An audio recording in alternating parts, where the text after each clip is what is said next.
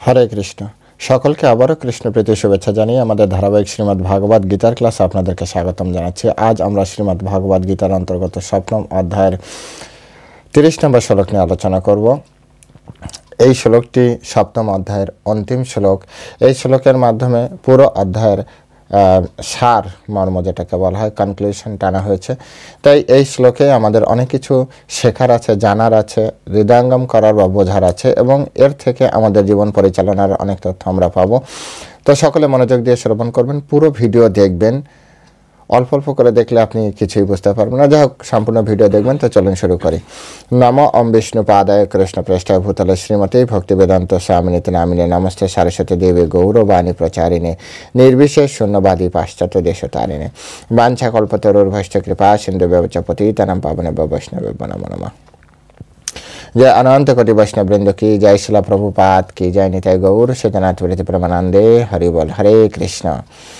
ओम नमो भगवते वासुदेवाय। ओम नमो भगवते वासुदेवाय। ओम नमो भगवते वासुदेवाय। श्रीमद् भागवत गीता सप्तम अध्याय विज्ञान योग श्लोक नंबर 30।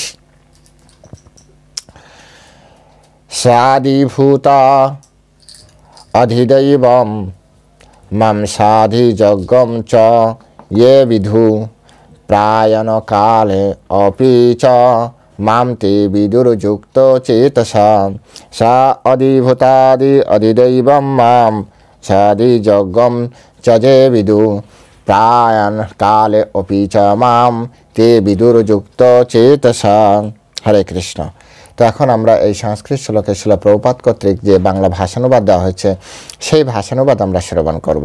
অনুবাদ: যারা অধিভূত তত্ত্ব, অধিদৈব তত্ত্ব ও অধিযজ্ঞ তত্ত্ব সহ আমাকে পরমেশ্বর ভগবান বলে অবগত হন, তারা আমাতে আসক্ত চিত্ত, এমনকি মরণকালও আমাতে জানতে পারেন। হরে কৃষ্ণ। আরেকবার পড়ছি আমি।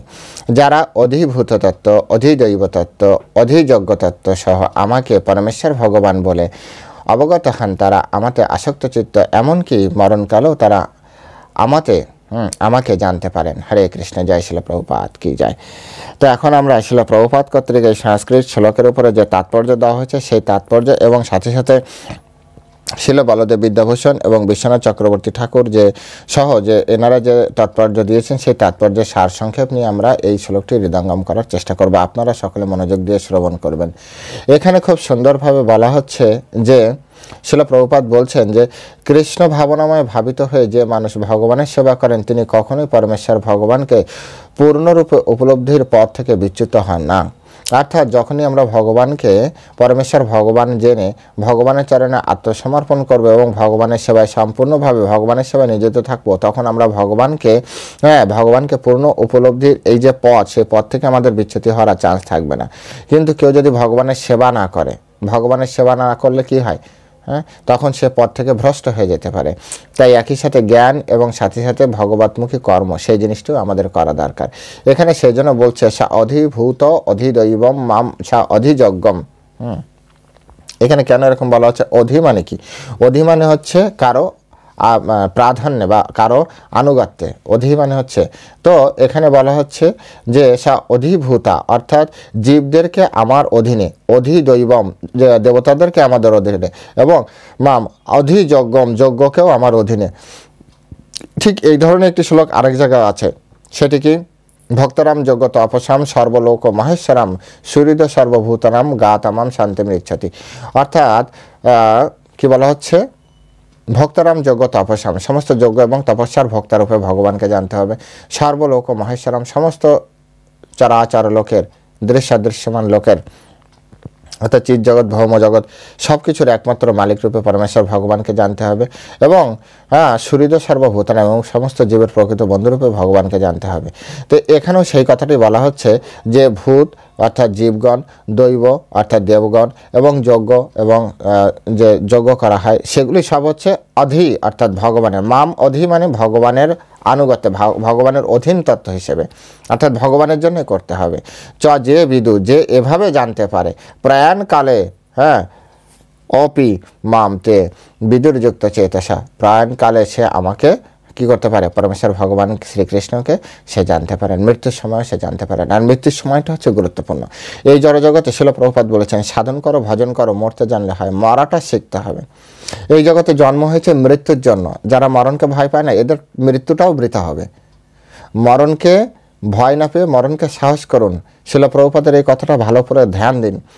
সাধন করো ভজন করো, মরতে জানলে হয়। আরে মরাটা শিখতে হবে। জন্ম থেকে মৃত্যু, এটা একটা জার্নি। কিসের জন্য? মৃত্যুর জন্য। যেভাবে একটা স্টুডেন্ট ভর্তি হয় ক্লাসে, একটা ক্লাসে ভর্তি হয় মানে ওই ক্লাসে সারা জীবন থাকবে এমন নয়, তার ক্লাসের একটা জার্নি, পরবর্তী ক্লাসে উঠবে, তাই তার একটা পরীক্ষা দিতে হবে। মৃত্যু হচ্ছে একটা জীবের জার্নি, বিশেষ করে মনুষ্য জীবের জার্নি। সেই মৃত্যু নামক পদ্ধতির মাধ্যমে তাকে প্রমাণ করতে হবে তার অবস্থান কী। সারাটা জীবন ধরে সে কী ধরনের শিক্ষা গ্রহণ করেছে, কি করেছে, সে কি মনন করেছে, কি সে সৃজন করেছে, সে তার চিন্তা চেতনায় কি রয়েছে। আমরা সারা জীবন ধরে এই যে আমাদের জীবন লাইভ টেলিকাস্ট যেটা হচ্ছে, আমাদের লাইভ, এই লাইফে অনেক স্টিল পিকচারের সমন্বিত আমাদের লাইফ। মৃত্যুর সময় বলা হচ্ছে, মৃত্যুর সময় যে কোনো একটা পিকচার সব থেকে আমাদের যাতে সব থেকে আকর্ষণ বেশি, সব থেকে আসক্তি বেশি, সব থেকে আসক্তি, সেই পিকচার আমাদের চোখের সামনে আসবে আর ঘাট করে আমাদের চোখ ওখানে দৃঢ়তা, এবং পরবর্তী জন্ম আমাদের সেখানে তৈরি হবে। এ হচ্ছে মৃত্যু। মৃত্যুটা অত্যন্ত গুরুত্বপূর্ণ। তো ভগবান বলছেন যে যারা ভগবানে আসক্ত চিত্ত, যারা সব কিছু দেয়, অর্থাৎ তার আমাতে আসক্ত চিত্ত, এমনকি মরণকালেও তারা আমাকে জানতে পারেন, অর্থাৎ মৃত্যুর সময় তারা ভগবানকে জানতে পারবে। যেভাবে অষ্টম অধ্যায় যে বলেছেন এই সিক্রেট, অষ্টম অধ্যায় পুরোটাই হচ্ছে মৃত্যু থেকে আমরা কীভাবে বাঁচতে পারবো, কীভাবে আমরা ভগবানের কাছে যেতে পারবো। পুরো অধ্যায়টা হচ্ছে অক্ষর ব্রহ্মযোগ, অত্যন্ত গুরুত্বপূর্ণ অধ্যায়। যারা এখনও সাবস্ক্রাইব করেনি সাবস্ক্রাইব করে রাখুন, কারণ এর ফলে যত অধ্যায় যাবে না তত আপার ক্লাসের পড়াশোনা হবে, আরও আপার জ্ঞান আপনি প্রাপ্তি করতে পারেন। হতে পারে আপনি শ্রবণ করার পরে আমার কাছ থেকে 2-4টা কুলু নিয়ে আপনি পড়াশোনা শুরু করে দেন, আমার থেকে অধিক জ্ঞান আপনি পেতে পারেন কৃষ্ণের কৃপায়, গুরু কৃপায়। হতে পারে, এমন না যে সবসময় আমি যা বুঝেছি তার থেকে আপনি কম বুঝবেন, আমার থেকে অনেক অনেক গুণ অধিক আপনি বুঝতে পারেন। শুধুমাত্র এখানে আমরা চাই যে আমার উদ্দেশ্য হচ্ছে আপনারা এটি শ্রবণ করুন আর পড়তে উৎসাহ বোধ করেন, শিল প্রভুপাদের এই গ্রন্থ পড়তে উৎসাহ বোধ করেন। শিল প্রভুপাদ এখানে বলছেন যে কৃষ্ণ ভাবনার অপ্রাকৃত সান্নিধ্য লাভ করার ফলে মানুষ বুঝতে পারে যে ভগবান হচ্ছে সমস্ত জগতের নিয়ন্তা। এখানে ওই যে বললাম না, অধি মানে হচ্ছে নিয়ন্তা, সকল এই সমস্ত জগতের নিয়ন্তা, এমনকি তিনি সমস্ত দেবদেবীদেরও নিয়ন্তা, এমনকি এই সমস্ত যজ্ঞ সব কিছু হচ্ছে ভগবানের দ্বারা নিয়ন্ত্রণাধীন। সুতরাং এভাবে অপ্রাকৃত সান্নিধ্য লাভ করার ফলে ধীরে ধীরে পরমেশ্বর ভগবানের প্রতি মানুষের দৃঢ় বিশ্বাস তৈরি হয়, অত্যন্ত বিশ্বাস তৈরি হয়। সুতরাং আপনি এইভাবে কর্ম করুন যে আপনি আপনার সামনে যত জীব আছে, কৃষ্ণের সম্মান, জীবের সম্মান দেবে জানি কৃষ্ণ অধিষ্ঠান, প্রত্যেক জীবের ভিতরে কৃষ্ণ আছে, তাই প্রত্যেক জীবকে সম্মান দিন। প্রত্যেক জীবকে সম্মান দিন, এটি একটি বিষয়। দেবতাকেও সম্মান দিন, এবং দেবতার সাথে কৃষ্ণের কি রিলেশন সেটি এই সপ্তম অধ্যায় কিন্তু খুব সুন্দরভাবে ব্যাখ্যা করেছে, যে কৃষ্ণ কি, দেবতা কি, এগুলো কিন্তু সুন্দরভাবে ব্যাখ্যা করেছে। তো সেখানে ব্যাখ্যা করার মাধ্যমে কৃষ্ণ বোঝাচ্ছেন দেবতারা আপনার ফল প্রদানকারী, তাদের আমরা পূজা করতে পারি, কিন্তু এই ফল কৃষ্ণের দ্বারাই আমাদের কাছে আসে, কৃষ্ণের মাধ্যমে আমাদের যে অচলা ভক্তি দেবতার প্রতি, তাও কৃষ্ণের দ্বারাই আমরা এটি প্রাপ্ত করছি। সুতরাং সব কিছু আমাদের কৃষ্ণের উপর দিয়ে আসছে, ডাইরেক্ট সেবা করবেন না, ভায়া হয়ে সেবা করবেন, এটা তো আপনার চেতনার উপরে, আপনার আকর্ষণের উপর, আপনার মনোবৃত্তির উপর নির্ভর করছে, আপনি যেভাবে ইচ্ছা করতে পারেন। তবে সেখানে স্পষ্ট করে বলা হচ্ছে দেবান দেবজা জানতি মদ্ভক্তা জানতি মাম অপিমাম, অর্থাৎ আমার ভক্তরা আমার কাছে আসবে, তাদের ভক্তরা কিন্তু আবার দেবলোকে যাবে। যদিও কৃষ্ণ বলছেন যে আমি সব কিছু তাদের হয়ে প্রদান করছি, আমার কাছ থেকে নিয়ে ওরা তোমাকে দিচ্ছে। সুতরাং এখানে তো একটা বুদ্ধির খেলা রয়েছে, বুদ্ধির খেলা, যে আপনি জানতে পারার পরেও যদি দেবতার কাছে যান, তাহলে আসলে আপনার জন্য তো দেবলোকই অপেক্ষা করছে, আর কোনো কিছু উপায় নেই। এনিহাও এগুলো আমাদেরকে অর্থাৎ সমস্ত কিছু ভগবানের নিয়ন্ত্রণাধীন। যজ্ঞ এর আগে অধ্যায়গুলো খুব সুন্দরভাবে যে আপনি কী ধরনের যজ্ঞ করবেন, হ্যাঁ, কারণ এখানে বলা হচ্ছে যজ্ঞ অর্থাৎ কর্মণ্যতর লোকয়ম কর্মবন্ধন, অর্থাৎ যজ্ঞের নিমিত্তে কর্ম করো, অন্য কোনো কর্ম করলে আপনার জড় বন্ধন হবে। এবার যজ্ঞ কি? যজ্ঞ বই বিষ্ণুর প্রীতিবিধান করাটাই হচ্ছে যজ্ঞ। সুতরাং কৃষ্ণের বা বিষ্ণুর প্রীতিবিধানের জন্য যে কর্ম করবেন সেটি হচ্ছে যজ্ঞ। আপনি বাজার করছেন, বাজারটা যদি কৃষ্ণের জন্য হয় তো যজ্ঞ হবে। আপনি রান্না করছেন, রান্নাটা যদি বিষ্ণুর জন্য হয় রান্নাটাও যজ্ঞ। আপনি পূজা করছেন, পূজার মূল যে ইষ্ট দেবতা সে যদি বিষ্ণু হয় কৃষ্ণ হয় তাহলে আপনার পূজা যজ্ঞ হবে। আর যদি না হয় তাহলে অন্যতর লোকম কর্মবন্ধন, অন্য কোনো কর্ম হয়ে যাচ্ছে, আর তখন আপনার কর্মবন্ধন প্রাপ্তি হবে, কর্মবন্ধন প্রাপ্তি হবে। আর তখন এই জগৎ থেকে আমরা বেরোতে পারবো না। তাই এখানে ভগবান কত সুন্দরভাবে আমাদেরকে বোঝাচ্ছেন যে মৃত্যুর সময় আপনি আমাকে তুমি স্মরণ করতে পারবে শুধুমাত্র তুমি যদি এই তত্ত্ব অনুযায়ী কাজ করো, এই তত্ত্ব অনুযায়ী। অর্থাৎ সমস্ত জীব যাকে আপনি দেখছেন, যত্র যত্র নেত্র পড়ে তত্ত্র কৃষ্ণের স্ফুরে, যেখানে যেখানে আপনার চোখ পড়ে, যা যে এই জগতে আপনি দৃশ্যমান দেখেন সব কিছুকে আপনার কৃষ্ণের সাথে যুক্ত রাখতে হবে, সব কিছুকে কৃষ্ণের সাথে যুক্ত করতে হবে। তারপরে আপনি যত দেবদেবতা দেখেন, যত শক্তি দেখেন, বিভূতি দেখেন, সব কিছু কৃষ্ণ থেকে, কৃষ্ণের দ্বারা নিয়ন্ত্রিত আমাদেরকে ভাবতে হবে। এটিই আমাদের ভাবনা, এটিই আমাদের চিন্তা, আর এটিই কৃষ্ণের ইচ্ছা। আপনি যত যত যোগ্য দেখেন, সেই যজ্ঞের মালিক যদি আপনি কৃষ্ণকে ভাবেন তাহলে আপনার কর্ম ঠিক আছে, আপনার দর্শন ঠিক আছে, আপনার চিন্তা চেতনা সব ঠিক আছে, আর অন্তিমে কৃষ্ণ আপনার স্মরণ পথে আসবেই, কৃষ্ণ আপনার স্মরণ পথে আসবেই। এরপরে তো অক্ষর ব্রহ্মযোগে যাবে, সেখানে মৃত্যু নিয়ে কথা হবে। তাই এখানে মৃত্যু দিয়ে শুরু হলো মরণকাল, এর আগে শ্লোকেও মরণকাল দিয়ে শুরু হয়েছে। তো এই মরণকালের অবস্থায় অষ্টম অধ্যায় পুরোটাই মরণকালের, মৃত্যুর পর, মৃত্যুর বর্তমান অবস্থা সব কিছু পরবর্তী অবস্থা নিয়ে আলোচনা হবে। খুব ইন্টারেস্টিং পার্ট হবে অষ্টম অধ্যায়, অনেক কিছু শেখার আছে। শিল প্রভুপাদ এভাবে বলছে এখানে যে এভাবে অপ্রাকৃত সান্নিধ্য লাভ করার ফলে ধীরে ধীরে পরমেশ্বর ভগবানের প্রতি মানুষ দৃঢ় বিশ্বাস হয় এবং মৃত্যুর সময় এই ধরনের কৃষ্ণ ভাবনাময় ব্যক্তি শ্রীকৃষ্ণকে ভোলেন না, কখনোই ভোলেন না। অ্যাকচুয়ালি কৃষ্ণকে যদি কেউ সবসময় মনে রাখে না, তাহলে কৃষ্ণ শেষ সময় তার স্মরণপথে আসেন, কৃষ্ণ নিজে তার স্মরণপথে আসেন। এটি একটি সিক্রেট। কারণ শ্রীমদ্ ভাগবতমে বলা হচ্ছে মৃত্যুর সময় আমাদের বাত পিত্ত কফ দোষে আমরা জর্জরিত থাকি। অনেকে তো এরকম হয় যে চেতনা হারিয়ে থাকে, কোমা বলা হয় যেটাকে, এত অসুস্থ হয়, এত পেইনফুল হয় যে তখন হয়তো কৃষ্ণকে নাও মনে রাখতে পারে। কিন্তু কৃষ্ণ স্বয়ং আমাদের স্মরণপথে আসে। যদি আমি আমার জীবদ্দশায়, যদি আমার সুস্থ স্বাভাবিক অবস্থা আমি কৃষ্ণকে না ভুলি, তাহলে যেদিন আমার অন্তিম দিন আসবে সেদিন কৃষ্ণ আমার স্মরণপথে নিজে আসবেন, কৃষ্ণ আমার স্মরণপথে আসবেন।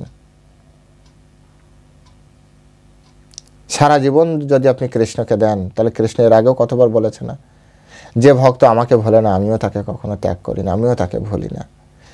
যেদিন আপনার জীবদ্দশা, আপনার সুস্থ স্বাভাবিক অবস্থায় আপনি যখন কৃষ্ণকে মনে রাখবেন, সবসময় মনে রাখবেন, কৃষ্ণের পূজা করবেন, তখন শেষ সময় কৃষ্ণ জানে যে আমরা লিমিটেড ব্যক্তি, আমরা অত্যন্ত লিমিটেড, আমাদের কি বলে, আমাদের বাধা আছে, আমরা সব কিছু ওভারকাম করতে পারি না। তো কৃষ্ণ তখন আমাদের সহায়ক হবেন। কৃষ্ণ আমাদের স্মরণপথে এসে আমাদের কৃষ্ণের স্মরণ ঘটাবেন। আর ওই সময় যদি দেহটা রাখতে পারি তাহলেই মৃত্যুটা হয়, তখন আমরা কৃষ্ণকে প্রাপ্তি করতে পারবো। তাই পরমেশ্বর ভগবান বলেন মৃত্যুর সময় সে কৃষ্ণকে ভোলেন না, অ্যাকচুয়ালি কৃষ্ণ তাকে ভোলেন না মৃত্যুর সময়। স্বভাবতই তিনি ভগবানের কৃপা লাভ করে অনায়াসে ভগবানের অপরাকৃত ধাম গোলক বৃন্দাবনে তিনি যেতে পারেন। খুব স্বাভাবিক অবস্থা, অপ্রাকৃতভাবে ঘটবে। তো শিল প্রভুপাদ একটা সামারি বলছেন যে এই সপ্তম অধ্যায়ে বিশদভাবে ব্যাখ্যা করা হয়েছে কিভাবে পূর্ণ কৃষ্ণ ভাবনা লাভ করা যায়। এই সপ্তম অধ্যায় পুরোপুরি অধ্যায়টাই বলা হচ্ছে যে আপনি পূর্ণ কৃষ্ণ ভাবনা কিভাবে লাভ করবেন। কৃষ্ণ ভাবনাময় ব্যক্তির সান্নিধ্যের ফলেই শুধুমাত্র এই কৃষ্ণ ভাবনামৃত লাভ করা যায়। আপনি যদি উকিলের সঙ্গ করেন উকিল হবেন, আপনি যদি ডাক্তারের সঙ্গ করেন ডাক্তার হবেন, আপনি যদি চোরের সঙ্গ করেন চোর হবেন, আপনি যদি সাধুর সঙ্গ করেন সাধু হবেন, আপনি যদি কৃষ্ণ ভক্তের সঙ্গ করেন কৃষ্ণ ভক্ত হবেন। আপনি যদি রামের ভক্তের সঙ্গ করেন রামের ভক্ত হবেন, আপনি যদি চৈতন্য মহাপ্রভুর ভক্তের সঙ্গ করেন চৈতন্য মহাপ্রভুর ভক্ত হবেন, আপনি যদি অন্যান্য যারা আরাধ্য আছে ইষ্টদেব আছে তাদের ভক্তের সঙ্গ করেন আপনি তার ভক্ত হবেন। খুব সিম্পলি যার সঙ্গ তার সেরকম মনোবৃত্তি অনুযায়ী সঙ্গ হবে, আর সঙ্গ অনুযায়ী চেতনা তৈরি হবে। এখানে কৃষ্ণ ভক্ত হওয়ার পলিসি বলা হয়েছে, ভগবদ্গীতায় কৃষ্ণ ভক্তি হওয়ারই পলিসি প্রদান করা হয়েছে। তাই এখানে বলা হচ্ছে যে এই পারমার্থিক সঙ্গ লাভ করার ফলে সরাসরিভাবে ভগবানের সঙ্গে সংযোগ, সরাসরিভাবে ভগবানের সঙ্গে সংযোগ করা, অর্থাৎ কোনো ভায়া লাগবে না। সপ্তম অধ্যায় ভায়াটাকে কিন্তু টেকনিক্যাল ভাষায় ভায়াটাকে অ্যাভয়েড করা হয়েছে, যে দেবদেবতার হয়ে আমার কাছে আসতে হবে না, তুমি চাইলে ডাইরেক্ট আমার কাছে আসতে পারো। চৈতন্য মহাপ্রভু এসে এটা একেবারে সরাসরি করে দিয়েছে, তুমি হরে কৃষ্ণ মহামন্ত্র কীর্তন করো আর ভগবানের সাথে যুক্ত হয়ে যাও। একেবারে সহজ পন্থা প্রদান করেছেন উনি, একেবারে সহজ পন্থা, এর থেকে সহজ কোনো পন্থাই হয় না। হরে কৃষ্ণ কৃষ্ণ কৃষ্ণ হরে হরে, হরে রাম রাম রাম হরে হরে। প্রভু কহিলাম এই মহামন্ত্র, ইহা জপ গিয়া করিয়া নির্বন্ধ, ইহা হইতে সর্বসিদ্ধি হইবে সবার, এর থেকে সমস্ত সিদ্ধি প্রাপ্তি হবে। একটুও অবিশ্বাস করার দরকার নেই, সমস্ত সিদ্ধি এই মহামন্ত্র থেকে আমাদের প্রাপ্তি হবে। কৃষ্ণদাস কবিরাজ খুব বড় করে বলেছেন যে কৃষ্ণ নাম হইতে হবে সংসারের তারণ, কৃষ্ণ নাম হইতে পাবে শ্রীকৃষ্ণের চরণ। সুতরাং এই কৃষ্ণ নাম থেকে, হরে কৃষ্ণ মহামন্ত্র থেকে আপনি কৃষ্ণের চরণও প্রাপ্তি করতে পারবেন। সুতরাং এখানে সরাসরি পথ বলা হয়েছে, মদ্ভক্ত জানতে অপিমাম, অর্থাৎ আমার ভক্তরা আমার কাছে ফিরে আসবে। আপনি দেবতার পূজা করবেন না নিষেধ করেনি, আপনি করতে পারেন, কিন্তু বলা হয়েছে আপনি কিন্তু দেবলোকে যাবেন। এবার আপনার সিদ্ধান্ত, না আমি দেবলোকে যেতে চাই, ওকে, আমার না, দেবতার পূজা করো। কৃষ্ণ বলছে আমার নয়, দেবতার পূজা করো। কিন্তু যারা বলে না কৃষ্ণ আমি তোমার কাছে যাব, কৃষ্ণের উপাসনা, তাহলে আমার উপাসনা করো, কৃষ্ণের উপাসনা করো, কৃষ্ণের উপাসনা করো। সুতরাং আপনাকে আগে গোল সেট আপ করতে হবে যে আপনি কোথায় যাবেন। সপ্তম অধ্যায়ে আপনার মিশন, ভিশন, আপনার গোল ক্লিয়ার করা হয়েছে, পরিষ্কার করা হয়েছে, গোল সেট আপ করা হয়েছে যে আপনি কোন দিকে যেতে চান। যাদের লক্ষ্য কৃষ্ণ তাদের এই সপ্তম অধ্যায়ের পরে তাদের পাঠ শুরু হবে। যাদের লক্ষ্য অন্যান্য দেবদেবতা রয়েছে তারা সপ্তম অধ্যায়ের পরে এখানে কাটছাট হয়ে যাচ্ছে। হ্যাঁ, তারা জেনে লক্ষ্য যদি কৃষ্ণে নিবদ্ধ করে তাহলে অষ্টম অধ্যায়ে তারা যাবে। কত সুন্দর ব্যাখ্যা, কত সুন্দর ব্যাখ্যা। বিচার করুন, সপ্তম অধ্যায় দেবদেবতা এবং কৃষ্ণ সেবা দুটি বিষয় বোঝাচ্ছে। এবার যার লক্ষ্য আছে না আমি দেবলোকে যাব না, আমি কৃষ্ণলোকে যাব, তাদের জন্য অষ্টম অধ্যায় থেকে শুরু হচ্ছে জ্ঞান। কিভাবে যাবেন, কি করবেন, মৃত্যুর সময় কিভাবে আসবে, এই জগতের আরও কি করার আছে সেগুলি নিয়ে ধীরে ধীরে ধীরে ধীরে ব্যাখ্যা করা হবে। তার চরিত্র গঠন করা হবে 12 অধ্যায়ে, যে তার মনোবৃত্তি গঠন করা হবে অন্যান্য অধ্যায়ে, যে কৃষ্ণ নিজেকে প্রকাশ করবেন তার প্রিয় ভক্তের কাছে, কারণ তারা কৃষ্ণের কাছে যেতে চায়। তো কৃষ্ণ কেমন নিজেকে বিভূতি যোগে, যে বিশ্বরূপ যোগে, যে তারা সব কিছু কৃষ্ণ নিজেকে জানাবেন, অন্য সকলের জন্য নয়। তাই যারা দেবদেবতার উপাসক তাদের এই সপ্তম অধ্যায় পর্যন্ত তাদের গন্তব্য, তাদের আধ্যাত্মিক অনেক চেতনা দেওয়া হয়েছে, তাদের আধ্যাত্মিক অনেক উপলব্ধি দেওয়া হয়েছে, তাদের পারমার্থিক কর্ম করার কথা বলা হয়েছে, এবং ধীরে ধীরে তারা ওই পারমার্থিক কর্মের মাধ্যমে দেবদেবতার উপাসনা করে দেবলোকে যাবে। এর পরের যে যাত্রা, সেই যাত্রা শুধু কৃষ্ণ ভক্তদের জন্য। তাই ছিল প্রভুপাদ এখানে বললেন যে এই পারমার্থিক সঙ্গ লাভের ফলে সরাসরিভাবে ভগবানের সংযোগ হয়, সরাসরি ভগবানের সংযোগ হবে, এবং তার কৃপার ফলে জানতে পারা যায় শ্রীকৃষ্ণ হচ্ছেন পরম পুরুষোত্তম ভগবান। কি বললাম? এর পরের অংশ কি হবে? শুধু পরমেশ্বর ভগবান। যারা পরমেশ্বর ভগবান অন্য কাউকে মানেন, তার ইষ্টদেব মানতেই পারে, আরাধ্য ভগবানকে মানতে পারে, তার ইষ্টদেবকে, কারো ইষ্টদেবই ছোট নয়। জ্ঞানগত শাস্ত্রগত যেটা আছে তার থেকে অধিক গুরুত্বপূর্ণ হচ্ছে ভাবগত। কারো ইষ্টদেব ছোট নয়। গর্গ সংহিতা পড়লে, গর্গ সংহিতা, শ্রীমদ্ ভাগবতম, শ্রীমদ্ ভগবদ্ গীতা, এগুলো যদি আপনি একসাথে পড়েন, চৈতন্য চরিতামৃত একসাথে পড়েন, তাহলে দেখা যাচ্ছে যে কৃষ্ণ পরমেশ্বর ভগবান, আর সমস্ত হচ্ছে এতে চংসকলাপুংস কৃষ্ণস্ত ভগবান স্বয়ং, অর্থাৎ ভগবানের যত যত আর যারা আছে অবতার তারা হচ্ছে ভগবানের হচ্ছে অংশ কলা, তারা কলা কলা অংশ এরকম বলা হচ্ছে, যে গর্গ সংহিতা এরকম বলা হচ্ছে, আমি দেখেছি। সুতরাং যাদের কাছে মনে হচ্ছে না এটি ঠিক, ওকে, তোমার কাছে যেটি ঠিক মনে হচ্ছে তাকে তুমি ইষ্ট দেবতা ভাবো আর তুমি সেখান থেকে যাত্রা করো। নেক্সট যাত্রা, ভগবদ্গীতার নেক্সট যাত্রা শুধুমাত্র যারা পরমেশ্বর ভগবানকে পূর্ণ পুরুষোত্তম ভগবান বলে স্বীকার করে নিয়েছেন তাদের সাথে। এবং সেই সঙ্গে এটিও জানা যায় যে স্বরূপগত কৃষ্ণদাস হওয়া সত্ত্বেও কীভাবে তিনি শ্রীকৃষ্ণকে ভুলে জাগতিক কর্মবন্ধনে আবদ্ধ হয়ে পড়েছেন, এটিও তিনি জানিয়েছেন। পরমেশ্বর ভগবানকে আমরা কীভাবে ভুলে গিয়েছি, যেভাবে চৈতন্য চরিতামৃতে আছে কৃষ্ণ ভুলে যে এই জীব অনাদি বহির্মুখ অতএব মায়া তারে দেয় সংসার দুঃখ। এই সংসারে যে আমরা দুঃখ পাচ্ছি, হাবুডুবু খাচ্ছি, তাদের জন্য চৈতন্য চরিতামৃতের এই শ্লোক, এটাই হচ্ছে সান্ত্বনা বাক্য, যে কৃষ্ণকে ভুলে রয়েছি সেই জন্য আমাদের দুঃখ হচ্ছে। কৃষ্ণ ভুলে যে এই জীব অনাদি বহির্মুখ, তারা বাইরের দিকে তাকিয়েছে, সুতরাং এই সংসারে মায়া তাকে জাপটে ধরেছে এবং মায়া তাকে সংসার নামক জাতাকলে ফেরে আমাদেরকে পিষছে, আর আমরা দুঃখ কষ্ট পাচ্ছি। তাই যখনই আমরা কৃষ্ণ উন্মুখ হব, কৃষ্ণের দিকে তাকাবো, তখনই আমাদের মায়া ছেড়ে দেবে, আর মায়া ছেড়ে দিলে তখন আমরা দিব্য আনন্দে এই জগতে থেকে অন্তিমে আমরা ভগবত ধাম ফিরে যেতে পারবো এবং অন্তিমে আমাদের কৃষ্ণের কথা মনে পড়বে। তাই সৎসঙ্গ প্রভাবে কৃষ্ণ ভাবনায় ক্রমান্বয়ে উন্নতি সাধন করার ফলে জীব হৃদয়ঙ্গম করতে পারে যে কৃষ্ণকে ভুলে থাকার দরুন সে এই জড় প্রকৃতির অনুশাসনে আবদ্ধ হয়ে পড়েছে। সে আরও বুঝতে পারে যে জন্ম মৃত্যু মনুষ্য জন্ম লাভ করার ফলে সে তার অন্তরে কৃষ্ণ ভাবনা বিকশিত করে তোলবার এই মহৎ সুযোগ লাভ করেছে এবং ভগবানের অহৈতুকী কৃপা লাভ করার জন্য এই সুযোগ পূর্ণ সদ্ব্যবহার করা উচিত। এই অধ্যায় সে এইসব তথ্য জানতে পারবে, কিভাবে আমরা আমার জীবনের পূর্ণ যে সুযোগ, সেই সুযোগের আমরা সদ্ব্যবহার করতে পারি, মনুষ্য জীবনকে কিভাবে আমি সার্থক করতে পারি, কেন আমি এই মনুষ্য জগতে এই যে মায়ার জগতে আমি আবদ্ধ হয়ে পড়েছি, এগুলো সব এই ভগবদ্গীতার এই অধ্যায়ের ভিতরে স্পষ্ট করে বর্ণন করা আছে। যারা এতদিনে পুরোপুরি না শুনেছেন তারা এরপরে প্রত্যেকটা ভিডিও দেখবেন প্লাস বই পড়বেন, ধীরে ধীরে আপনার ভিতরে সেই জ্ঞান ভগবানের কৃপায় জাগ্রত হবে এবং আপনি ভগবানকে জানতে পারবেন। শিল প্রভুপাদ আরও সামারাইজ করে বলছেন, এই অধ্যায়ে নানা বিষয়ে আলোচনা করা হয়েছে, যেমন আর্ত জিজ্ঞাসু, অর্থার্থী, ব্রহ্মজ্ঞান, পরমাত্মা জ্ঞান, জন্ম মৃত্যু, যারা ব্যাধি থেকে মুক্ত হওয়ার উপায়, এই সবগুলো এই অধ্যায়ে আলোচনা করা হয়েছে, সব কিছু আলোচনা করা হয়েছে। তবে যিনি যথার্থ কৃষ্ণ ভাবনামৃত লাভ করেছেন তিনি অন্য কোনো পদ্ধতিকে কোনো রকম গুরুত্ব দেন না।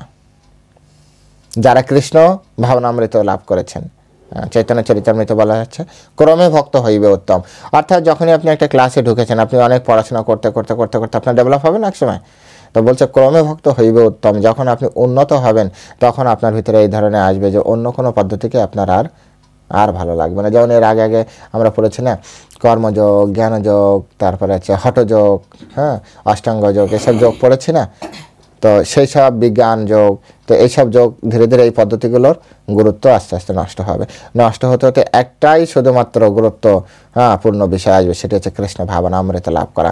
কৃষ্ণ ভাবনায় সবসময় মেতে থাকা, সায়নের স্বপনে চেতনায় সবসময় কীভাবে কৃষ্ণকে নিয়ে আমি মেতে থাকতে পারি, সেই বিষয়টি এখানে বর্ণনা করা হয়েছে। কৃষ্ণ ভাবনা মানে অনেকে বুঝতে পারেন, ও কৃষ্ণ ভাবনা মানে ইস্কন না।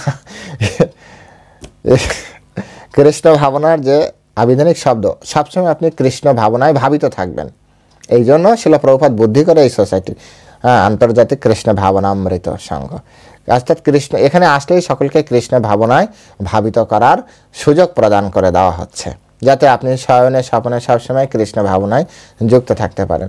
আপনি জপ করছেন, হরিনাম করছেন, সংকীর্তন করছেন, ভগবানের প্রসাদ পাচ্ছেন, ভগবানের জন্য বাজার করছেন, ভগবানের জন্য আপনি চাকরি করছেন, ভগবানের জন্য ব্যবসা করছেন, ভগবানের সবসময় আপনার চেতনা একটা ভগবানের একটা সব কিছুতে। আপনি যখন তিলক পড়ছেন, স্নান করে এসে আপনি তিলক পড়ছেন, তো তিলক পড়তে পড়তে আপনার ভগবানের কথা মনে পড়ছে, কারণ ওম কেশবায় নম, ওম নারায়ণায় নম, ওম মাধবায় নম, ওম গোবিন্দায় নম, ওম বিষ্ণুবে নম, মধুসূদনায় নম, ওম ত্রিবিক্রয় নম, ওম বামনায় নম, ওম শ্রীধরায় নম, ওম ঋষিকেশ নম, ওম পদ্মনাভায় নম, ওম দামোদরায় নম, ওম বাসুদেবায় নম। এই যে নাম আপনি স্নান করে এসেই তো আপনার শুরু হয়ে যাচ্ছে, কৃষ্ণ ভাবনামৃত। যা আপনি এইগুলো তিলক পরে আপনি হয়তো সকালবেলা উঠলে মঙ্গলারতিতে চলে যাচ্ছেন অথবা দর্শনারতিতে চলে যাচ্ছেন, মানে এগুলো শুরুই হয়ে যাচ্ছে। হ্যাঁ, আপনি সকালে যখন মঙ্গলারতির আগে স্নানে উঠছেন, কেন আমি স্নানে উঠছি? হ্যাঁ, বাইরের অনেক মানুষ স্নান করতে যাচ্ছে শুধু বাহ্য ক্রিয়া সম্পাদন করবে সেই জন্য বাথরুমে যাচ্ছে, কিন্তু আপনি স্পেশালি যারা কৃষ্ণ ভক্ত, আপনি কেন আপনি সকালবেলা উঠেই স্নানে যাচ্ছেন? কারণ আপনার চেতনা রয়েছে আপনি মঙ্গলারতিতে যাবেন। তো এটাকে বলা কৃষ্ণ ভাবনা, কৃষ্ণ ভাবনা। হ্যাঁ, আমাকে রান্না করতে হবে কেন? বাইরের মানুষ বলবে কি আমার ছেলে মেয়ে কাঁদছে, ছেলে মেয়ের স্কুলে যেতে হবে, তার জন্য আগে রেডি করে দিতে হবে, স্বামীকে অফিসে যেতে হবে তার জন্য আগে রেডি করতে হবে। কিন্তু আপনার চেতনা কি আছে? আপনার চেতনা আরে আমার গোপালকে তো খেতে দিতে হবে, আমার কৃষ্ণ ঠাকুরকে এখনও খেতে দিতে পারিনি, তাড়াতাড়ি আমার কৃষ্ণ ঠাকুরের জন্য রান্না করতে হবে। এই যে চেতনগত একটা ছোট্ট পার্থক্য, ছোট্ট না ঠিক বৃহৎ পার্থক্য, কিন্তু এটাকে সূক্ষ্ম পার্থক্য বলা যেতে পারে, তাই না বলুন? সূক্ষ্ম পার্থক্য। এই সূক্ষ্ম পার্থক্যটাই হচ্ছে শেখায় ইস্কন। হ্যাঁ, এটাকে বলা হয় কৃষ্ণ ভাবনা, কৃষ্ণ ভাবনাময় জীবন, কৃষ্ণ ভাবনার অমৃতময় জীবন। তো এই জীবনটাই হচ্ছে আনন্দকর জীবন, এবং এই জীবনে আপনি যদি একবার আস্বাদন করতে পারেন তবে ধীরে ধীরে কৃষ্ণের কৃপায়, সাধুগুরু বৈষ্ণবের কৃপায় ধীরে ধীরে দিব্য আনন্দ আপনার প্রাপ্তি হবেই হবে। আপনি যখন সময় পাচ্ছেন তখন জব করছেন, যখন একটু সময় পাচ্ছেন আপনি ভগবদ্গীতা পড়ছেন অথবা এরকম ভগবদ্গীতার ক্লাস শুনছেন, তো এটা আনন্দ হচ্ছে না? আনন্দ হচ্ছে। আমি তো বলছি পড়ছি তাতেই আমার আনন্দ হচ্ছে, আর আপনারা যারা শুনছেন না জানেন তাতে আরও কত আনন্দ হবে। সুতরাং এটা আনন্দই আনন্দ। যেভাবে ভগবদ্গীতা ভগবান বলছেন মচ্চিত্তা মদ্গত প্রাণাম বদয়ন্তশ্চ পরস্পরাম কথয়ন্তশ্চ মামনি ত্বাম তুষ্বন্তি চ রমন্তি চ তুষ্বন্তি চ রমন্তি চ। অর্থাৎ যারা কৃষ্ণের মচ্চিত্ত, কৃষ্ণের উপর, কৃষ্ণে তার চেতনাকে মানে তার চেতনাকে কৃষ্ণ আসক্ত করেছে, মচ্চিত্ত মদ্গত প্রাণা, কৃষ্ণ ছাড়া কিচ্ছু বোঝে না, মদ্গত প্রাণা। হ্যাঁ, মচ্চিত্ত মদ্গত প্রাণা বদহন্তষ্ট পরস্পরম, একে অপরের সাথে এই বিষয়ে আলোচনা করে, কথান্তষ্ট একে অপরের সাথে দেখা হয়ে গেলে শুধু এই কথাই বলে, কৃষ্ণ কথা বলে। কথান্তষ্টম নিত্যম তুষ্যন্তি চ পরমতি চ, অর্থাৎ সবসময় তারা দিব্য আনন্দ প্রাপ্তি করে, অপ্রাকৃত আনন্দ প্রাপ্তি করে। তাহলে এগুলি সত্যিই এগুলি ঘটে যখন আপনি এগুলি অনুভব করতে পারবেন, তখন শুধুমাত্র এই কথাগুলি আপনার কাছে মনে হবে যে না আসলে এই কথাগুলি কতটা সত্য। কিন্তু তার জন্য আমাদের দীর্ঘ প্রচেষ্টা দরকার হয়, কারণ আমরা দীর্ঘদিন ধরে এই ভৌতিক জগতে বিভিন্ন শরীরে আমরা ভোগ করছি, আমাদের আসক্তি রয়েছে, আমাদের চেতনা অতটা পরিষ্কার পরিচ্ছন্ন নয়, তাই আমাদের দীর্ঘ প্রয়াসের দরকার আছে, প্রচেষ্টার দরকার আছে, প্রচেষ্টার দরকার আছে। যেদিন আমাদের চিত্ত সত্যি ভগবানে নিবদ্ধ হবে, যেদিন আমরা সবসময় মদগত প্রাণ ভগবানগত প্রাণ হবে, ভগবান ছাড়া আর কিছু বোঝে না, কৃষ্ণ ছাড়া আর কিছু বোঝে না, সেই দিনই শুধু মাত্র এটি হবে। আর এটি কিভাবে হবে? একটা সাধুগুরু বৈষ্ণবের কৃপায় হঠাৎ করে এরকমভাবে হয়ে যেতে পারে, তা না হলে আপনাকে কষ্ট করে তৈরি করতে হবে। বিষয়টাকে একটা জড়জাগতিক উদাহরণ দেওয়া যেতে পারে। ধরুন আপনি গরিব মানুষ, আপনার কাছে টাকা পয়সা নেই, তো আপনি টাকা পয়সা করতে পারবেন না এমনও কিন্তু না। আপনি টাকা পয়সা তৈরি করতে গেলে, অনেক লাখ টাকা তৈরি করতে গেলে আপনাকে অনেক পরিশ্রম করতে হবে, অনেক সময় লাগবে, অনেক দিন লাগবে। কিন্তু যদি আপনাকে ভালোবেসে কোনো একজন ব্যক্তি, কোনো একজন ধনী ব্যক্তি আপনার অ্যাকাউন্টে প্রচুর টাকা ঢুকিয়ে দেয়, তা আপনি রাতারাতি ধনী। ঠিক তেমনি আপনি কোনো সাধুগুরু বৈষ্ণবকে যদি সেবার মাধ্যমে তাকে প্লেসড করতে পারেন, সে তার ভক্তি আপনাকে প্রদান করতে পারে, আর তার ভক্তির প্রভাবে আপনি তারপর দিন থেকেই ভক্ত।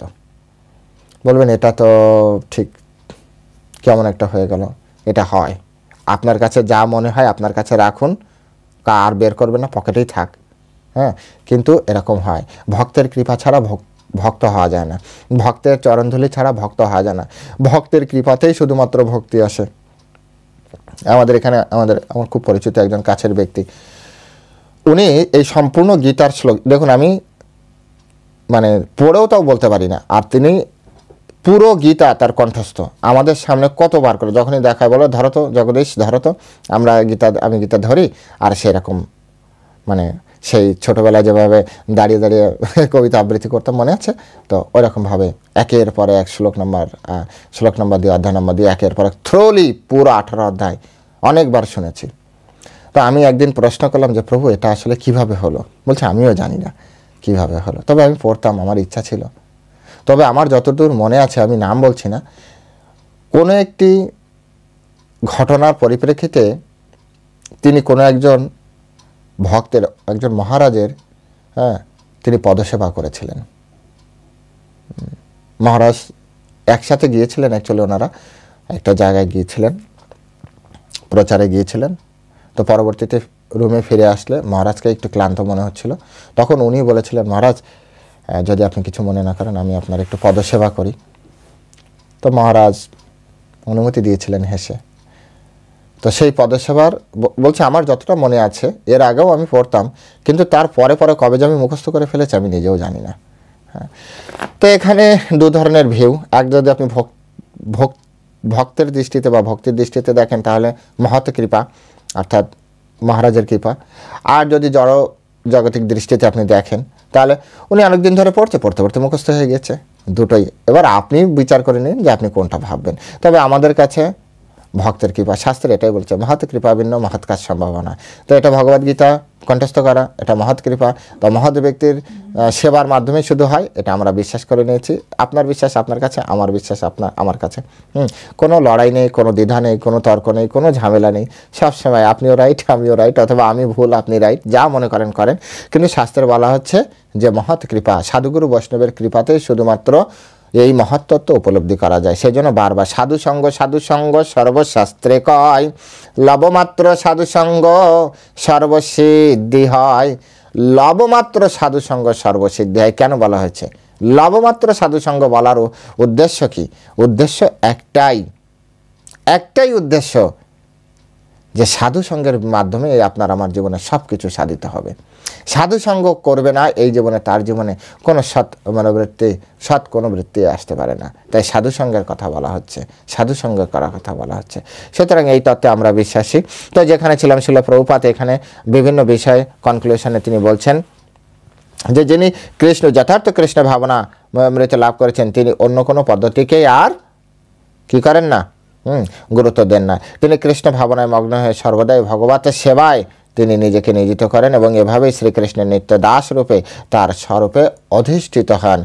নিজেকে ভাবতে শুরু করেন তিনি কৃষ্ণের নিত্য দাস। যেভাবে চৈতন্য চরিতামৃতে বলা হচ্ছে জীবের স্বরূপ হয় কৃষ্ণ নিত্য দাস। কতবার বলেছি, হ্যাঁ আবারও বলছি, বলতেও ভালো লাগে, বললাম তো নিজের ভিতরে এটা হবে। জীবের স্বরূপ হয় কৃষ্ণ নিত্য দাস। আমরা কৃষ্ণের দাস, আমরা কৃষ্ণের দাস, চাকর আমরা কৃষ্ণের।